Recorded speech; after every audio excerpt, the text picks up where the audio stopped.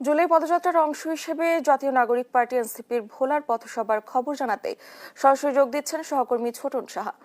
ছোটন, পথসভা কি শুরু হয়েছে কিনা জানাবেন, জনসমাগম কেমন দেখছেন?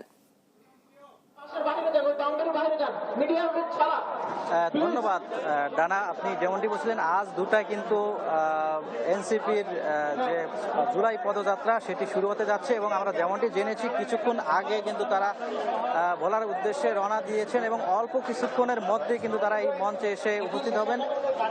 এর আগে কিন্তু আমরা যেমনটি জেনেছি যে তারা জুলাই যে শহীদ পরিবারের সাথে দেখা করবেন এবং একই সাথে শহীদদের কবর জিয়ারত করবেন, এমনটি আমরা জেনেছি। এবং আজকে এই সমাবেশ স্থলে কিন্তু নেতাকর্মীদের আগমনে অনেকটাই কিন্তু নেতাকর্মীদের উপস্থিতি আমরা লক্ষ্য করছি এবং সময় বাড়ার সাথে সাথে কিন্তু নেতাকর্মীদের ভিড় লক্ষ্য করছে। যেহেতু কেন্দ্রীয় নেতৃত্ব আসবেন সে হিসেবে কিন্তু আমরা দেখছি যে নেতাকর্মীদের আগমন শুরু হয়েছে এবং এই নেতাকর্মীদের ভিড় আরো বাড়বে এমনটি আমরা জেনেছি। এবং স্থানীয় নেতৃবৃন্দ কিন্তু কেন্দ্রীয় নেতৃবৃন্দের কাছে আরো যে প্রত্যাশা সেই প্রত্যাশাও কিন্তু তারা করছেন এমনটি আমরা জেনেছি। এবং আমরা সকালে নেতাকর্মীদের সাথে কথা বলেছি।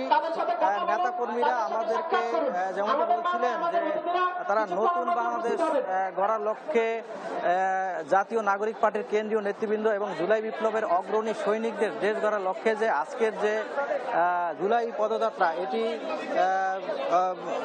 এটি তারা অংশগ্রহণ করছেন এবং জনগণের কাছে এটি পৌঁছে দেওয়ার লক্ষ্যেই কিন্তু এই সমাবেশটি হবে। এবং আমরা যেমনটি জেনেছি এখানে নাহিদ ইসলাম এনসিপির এবং হাসনাত আবদুল্লাহ, সার্জিস আলম সহ কেন্দ্রীয় নেতৃবৃন্দ কিন্তু এখানে আসবেন এবং তারা এখানে বক্তৃতা করবেন।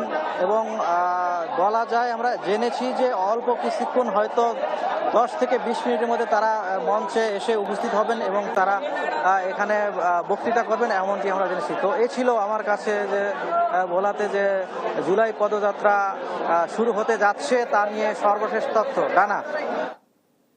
ছোটন, ধন্যবাদ আপনাকে। ভোলার পথসভার খবর জানাচ্ছিলেন আমাদের।